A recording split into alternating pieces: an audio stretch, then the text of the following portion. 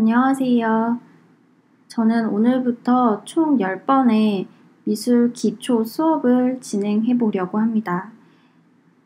주변 분들이 제가 미술 교육을 전공했다고 하고 그림을 그린다고 하면은 미술에 대한 관심은 있는데 학교 다닐 때 배운 이후로는 잘 접하기도 어려웠고 미술관 같은 데 가면은 막 어떻게 봐야 될지 모른다 이런 말씀을 많이 하시더라고요. 근데 제가 일일이 설명하기도 짧게 이렇게 요약해서 말하기는 어려운 부분이잖아요. 그래서 제가 이렇게 영상을 찍어두면 필요할 때 또 궁금하실 때 볼 수 있도록 쉽게 풀어서 미술 이야기를 조금 해보려고 합니다.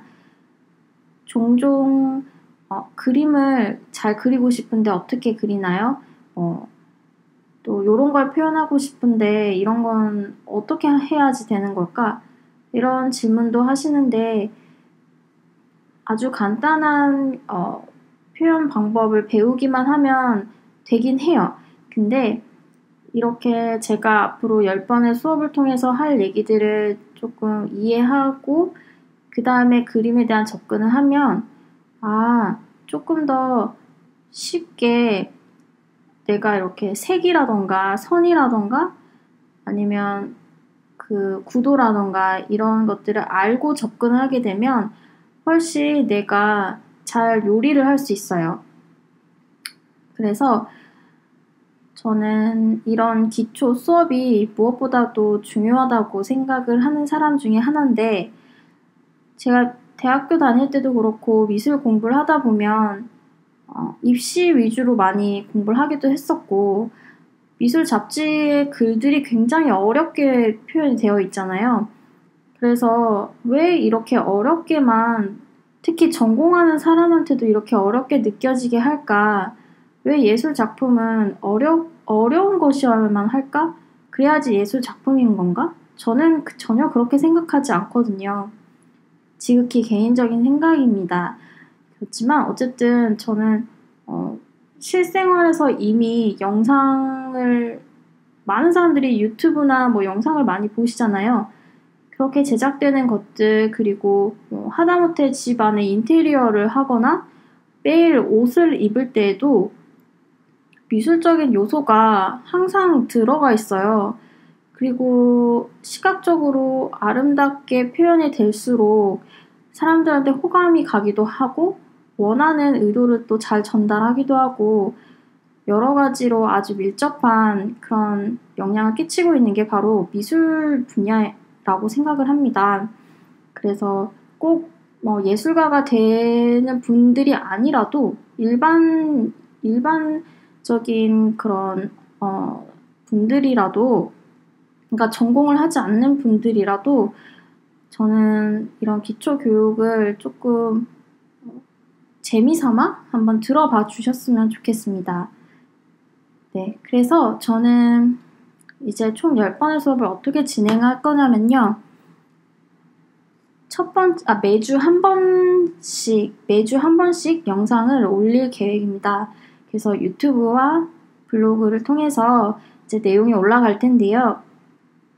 처음부터 순차적으로 보셔도 되고, 그 다음에 다 올라가면 흥미 있는 것부터 골라서 먼저 보셔도 돼요.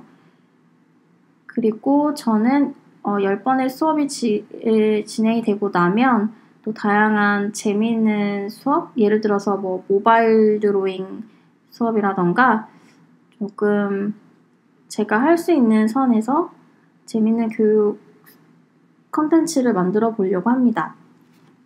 그래서 이번 주 첫 번째 수업은 이제 제가 공부를 하면서 되게 재밌었던 부분이 한 가지가 있었는데요. 그 그러니까 예술가들이 요즘에는 이제 아티스트들이라고 하잖아요. 근데 그런 분들이 작품을 제작을 할 때는 굉장히 자신만의 독창적인 시선을 갖고 있어요.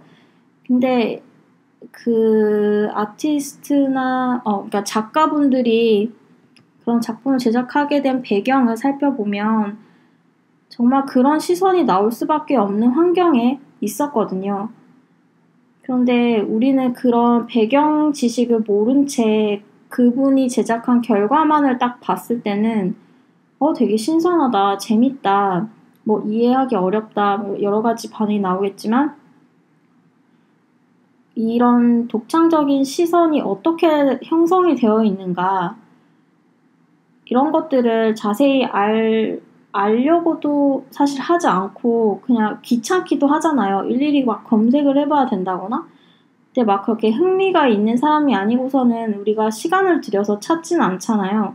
그래서 제가 공부를 하면서 꼭 우리나라 작가뿐만 아니라 뭐 중국이라던가 유럽이라던가 이런 작가, 예술가들의 배경을 공부를 조금 하다 보니까 모든 사람들이 각자 자신이 보고 있는 그 시선, 자기가 처해 있는 환경, 그런 것들에 조금, 그런 것들을 잘 반영한다면 작품을 만들었을 때 당연히 자신만의 시각이 존재하는 거잖아요. 그래서 내가 그림을 그리고 싶다, 뭔가를 만들고 싶다 이럴 때 독창적인 시선을 독창적이게 어떻게 하지? 창의적으로 어떻게 하지? 좀 더 남과 다르게 어떻게 하지? 이런 생각을 막 어디 멀리서 끄집어 와서 제작을 할 필요가 없어요. 그냥 자기가 제일 잘 할 수 있는 이야기, 자기가 보고 듣고 경험한 것을 바탕으로 작품을 제작하게 되면 정말 자신만이 볼 수 있는, 자기가 자신있게 얘기할 수 있는 그런 주제를 표현할 수 있게 되지 않겠어요? 그래서 저는 이러한 어떤 자신만의 시각을 가지고 표현된 작가들의 작품을 조금 이따 살펴볼 건데, 이걸 살펴보는 이유는 자신만의 시선이 미술에는 정말 제일 중요하다고 하는 거예요. 어떤 표현 기술이 뛰어나고 뭔가 뭐 이렇게 그림을 정말 잘 그린다고 보통 표현하죠. 정말 사실적으로 잘 그렸다. 너무 예쁘게 그렸다. 그런데 이런 것보다도 가장 중요한 것은 자기 경험을 녹여서 자신의 생각을 얼마나 잘 표현하는가. 남들의 눈치를 보지 않고 정말 사회적 시선, 오히려 거기에도 벗어나서 정말 자신만의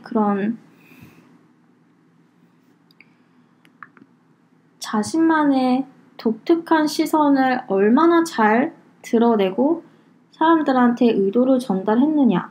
저는 이게 정말 미술의 중요한 핵심이라고 생각합니다. 네, 그래서 이제 중국 화가 중에 굉장히 좀 오래되긴 했는데 중국 쪽에서는 이제 옛날에 자연 환경, 그러니까 특히 굉장히 높은 산들이 많거든요. 그 산을 배경으로 그림을 많이 그렸어요. 옛날이라 하면 진짜 한 몇천 년 전 이야기인데, 제가 중국 미술사를 깊이 있게 공부하진 못했지만 이제 미술 교육가다 보니까 두루두루 여러 가지를 공부를 조금 얕게는 하게 돼요. 근데 저는 처음에는 유럽, 미국 이런 쪽의 작품들을 많이 접하다가 중국이나 일본이나 우리나라 쪽의 작품들 중에서도 역사가 굉장히 오래되고 또 그냥 단순히 옛날 작품이다 이렇게만 생각하던 것들을 하나씩 들여다보니까 너무너무 멋있는 거예요. 그리고 그 안에 다양한 철학과 그 역사적인 어떤 사건이라던가 배경들이 다 녹아들어 있어요. 그래서 굳이 우리가 많이 알고 있는 고흐라던가 레오나르도 다빈치라던가 이런 분들은 너무나 잘 알고 있지만 중국 쪽 작가들을 얼마나 많이 알고 있을까요? 우리나라 화가들에 대한 이야기도 아주 유명한 김홍도? 신윤복? 이런 분들 외에는 정말 잘 모르잖아요. 학교 수업에서도 다룰 시간이 그렇게 많지는 않고요. 그래서 제가 중국 쪽 그림을 조금 눈여겨봤어요. 그래서 예전에는 황제 막 이런 분들의 높으신 사람들의 초상화를 주로 그리고 인물화가 그려지다가 그 다음에 이제 산수화가 주된 그 주제로 사용이 되게 됐어요. 그래서 그림에 산이 주인공으로 이제 등장을 할 시기가 굉장히 오래됐어요. 근데 보통 지금 중국화 그러면 막 산수화 이런 거 많이 떠올리시잖아요. 그때 산수화가 이제 막 시작됐을 시기에 중국에서는 이제 워낙 땅덩어리가 넓다 보니까 막 엄청 높은 산들이 험한 산들이 있는 지역이 있고 아주 나지막하게 넓은 평원이 펼쳐져 있고 산이 그냥 나지막하고 조금 이렇게 안정감 있는 그런 산들이 있는 지형이 있어요. 이 모든 것들이 다 중국 내에 있는데 이제 이렇게 나눠지는 거죠. 높은 산세에 있는 고원산수? 화북지방이라고 하죠. 화북지방에는 아주 산세가 높은 그런 쪽이 많아요. 그러면 거기에 살고 있는 화가들은 그 높은 산들, 아주 이렇게 밑에서 우러러 봐야 되는 그런 산들을 보고 그림에다가 담을 거잖아요. 그런데 이제 강남 지방이라는 곳은 강이나 호수가 있고 아주 잔잔하게 이렇게 넓게 펼쳐진 그런 강이 흐르고 그 다음에 그 강을 따라서 넓은 들판들이 펼쳐져 있고 저기 멀리 산이 나지막하게 펼쳐져 있어요. 그런 아주 온화하고 평온한 그런 분위기가 있는 풍경에서 자라고 또 그걸 봤던 화가들은 당연히 그런 풍경을 그릴 수밖에 없겠죠. 그래서 이 두 그림을 비교해보면 각 지방의 특색이 너무 잘 나타나 있고 그리고 보통 이렇게 산세가 높고 아주 웅장하게 그리려면 좋은 재료를 써서 정말 멋있게 엄청 화려하고 화면 가득 차 있는 화면 빽빽하게 그려져 있는 그림을 그리게 되는데 이 재료가 사실은 돈이 없으면 살 수가 없잖아요. 그래서 옛날에는 중국 쪽에서는 이제 서민들부터 그림을 그리기 시작한 게 아니라 그런 재료 구입이 조금 쉬운 나라에서 이렇게 재정 지원을 해주는 그런 그림 그리는 곳에서 주로 그런 장식적인 그림, 산수화를 많이 그렸어요. 그래서 이렇게 지위가 좀 있는 분이나 아니면 황제의 궁궐이라고 해야 되나요? 황제가 거처하는 그런 곳에 장식을 하기도 하고 이렇게 그런 어떤 산수화를 그리게 되면은 그 장식을 하는 이유는 직접 그런 산을 일일이 찾아갈 수 없잖아요. 그리고 그때는 사진기도 없었고 그래서 그런 그림을 그려서 방에다 걸어 놓으면 정말 그 장소를 여행하는 듯한 느낌을 받을 수가 있었어요. 그리고 화려하고 아주 그냥 화면 가득 그런 산세를 느낄 수 있었기 때문에 장식 용도로 많이 쓰였다고 합니다. 그런데 그 반면에 강남 지방에서 아주 온화한 분위기의 그림은 막 산, 나무 이런 게 빽빽하게 많이 보일 정도가 아니잖아요. 그래서 대부분 여백 처리를 많이 했어요. 그래서 보통 중국의 그림에는 상하로 길게 된 폭이 좀 좁고 위아래가 세로로 긴 그림들이 많은데 그 그림 안에 이제 자기들이 본 풍경을 집어넣다 보니까 여백이 굉장히 많고 거의 3단 구성이 돼 있어요. 그래서 이제 아래서부터 이렇게 쌓아 올라가면서 저 멀리 있는 풍경까지를 다 포함하게 되는데, 넓은 지방에 이렇게 여백이 많고 조금 이렇게 편안한 분위기가 있는 그런 표현은 아주 그냥 이렇게 기교를 부릴 만한, 뭔가 기술을 배워서 오랫동안 숙련이 돼서 그릴 만한 그런 표현 기법을 안 써도 돼요. 그런 그림에는.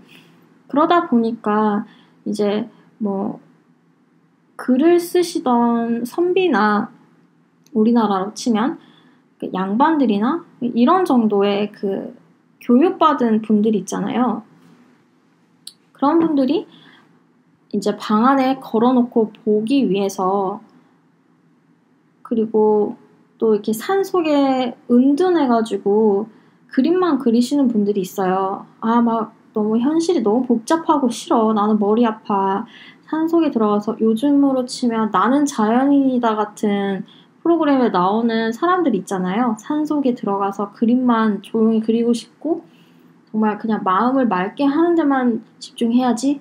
이런 사람들이 마음 수련도 할 겸 그렇게 여백이 많고 아주 온화한 분위기의 그림을 많이 그리기도 했다고 합니다. 그러면서 이제 그런 그림을 통해서 단순히 장식적인 용도뿐만 아니고 그 그리는 사람들이 이렇게 청렴한 마음, 그리고 속세에서 벗어나서 정말 정치와는 상관없이 이렇게 살고 싶다 하는 마음도 담았고, 또 그 당시에 막 중국에는 전쟁이 굉장히 많이 일어났었는데, 나라를 빼앗기고 그 빼앗긴 나라에 복종을 하느니 산속에 들어가서 꼭 없는 사람처럼 살겠다, 이런 사람들이 그린 그림도 많아요. 그래서 그분들이 그린 의도가 또 다 담겨 있어요.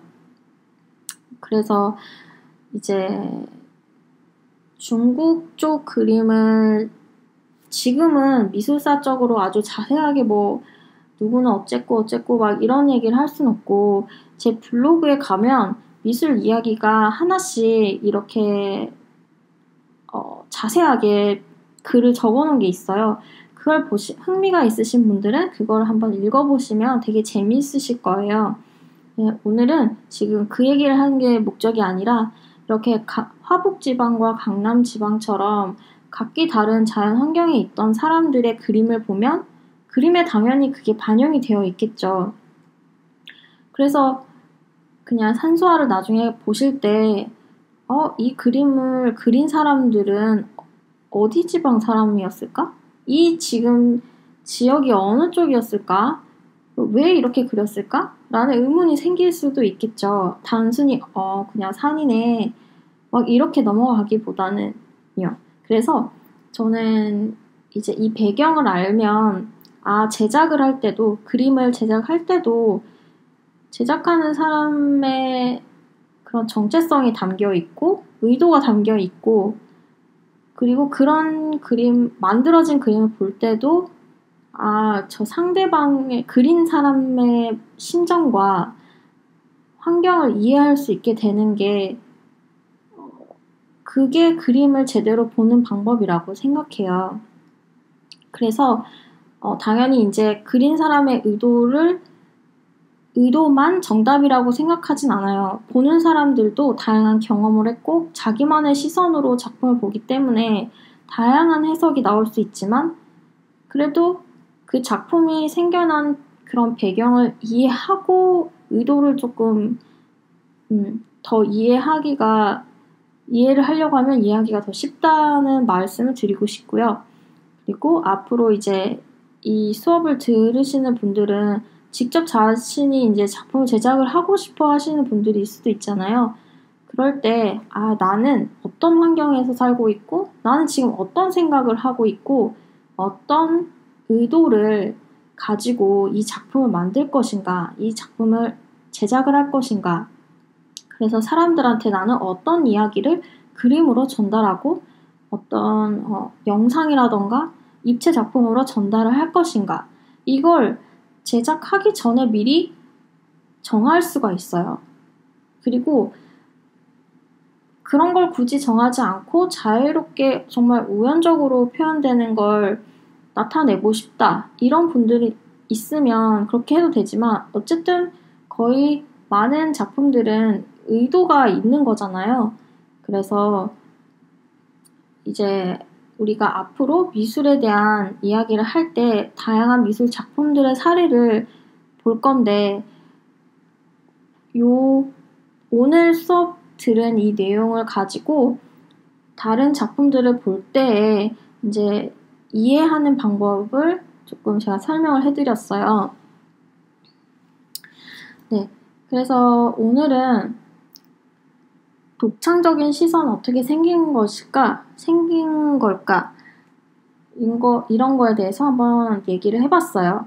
네, 그래서 이제 미술 작품을 보는 방법에 대해서 조금 더 자세하게 다음 시간에는 할 건데, 다음 시간에는 제대로 보는 방법, 첫 번째 시간을 갖도록 할게요. 제대로 보는 방법은 제가 한 3가지 방법으로 나눠놨어요.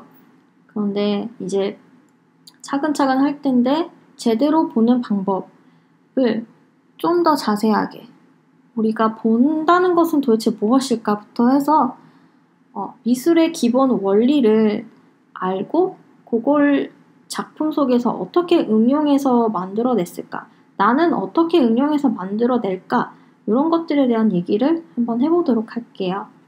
네, 오늘은 여기까지 하겠습니다. 다음 시간에 볼게요.